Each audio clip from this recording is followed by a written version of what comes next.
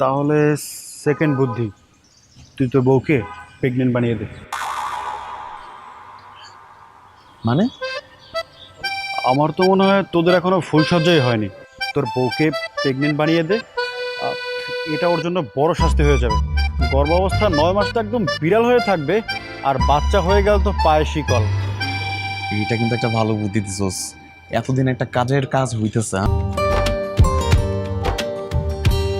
আচ্ছা, আমি সত্যি বাবা হতে যাচ্ছি তো? হ্যাঁ। শিওর হতে হবে, শিওর। তুমি শিওর তো আমি সত্যি বাবা হচ্ছি? কেন, তোমার কি সন্দেহ হচ্ছে? না না, কোনো সন্দেহ নাই তো। আমি শুধু একটু ওভার শিওর হচ্ছি আর কি। আমি সবাইকে বলে বেড়াবো যে আমি বাবা হতে যাচ্ছি। এটা যে কতটা আনন্দের আমি তোমাকে কোনোভাবে ভাষায় প্রকাশ করতে পারবো না। সবাইকে বলতে পারবো তো যে আমি বাবা হতে যাচ্ছি? জানাতে পারো, কারণ আমাদের বাচ্চার বয়স 12 সপ্তাহ পার হয়ে গেছে। শুধু বলবো না, আমি সবাইকে মিষ্টি খাওয়াবো।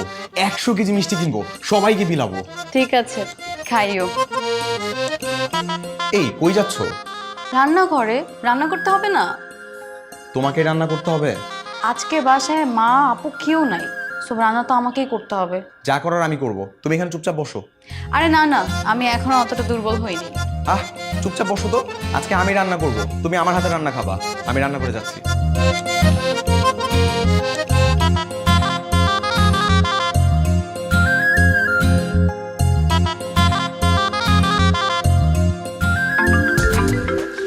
স্পৃহা, আমার ফোনে কে কল দিছে একটু দেখো তো। দেখছি।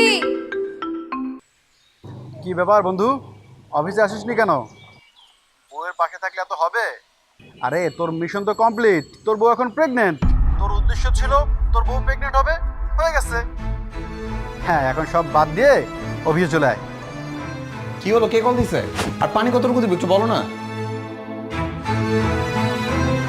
কে ফোন দিছে বলো? আমাকে কনসেপ্ট করাই তোমার মেন উদ্দেশ্য ছিল? প্রতিশোধ নেওয়ার জন্য?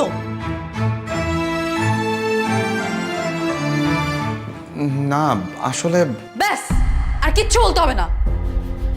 একটা বাচ্চা দুনিয়াতে আসে মানুষের কত স্বপ্ন আশা নিয়ে, আর তুমি কি না ওকে সেই প্রতিশোধের অংশ বানিয়েছো?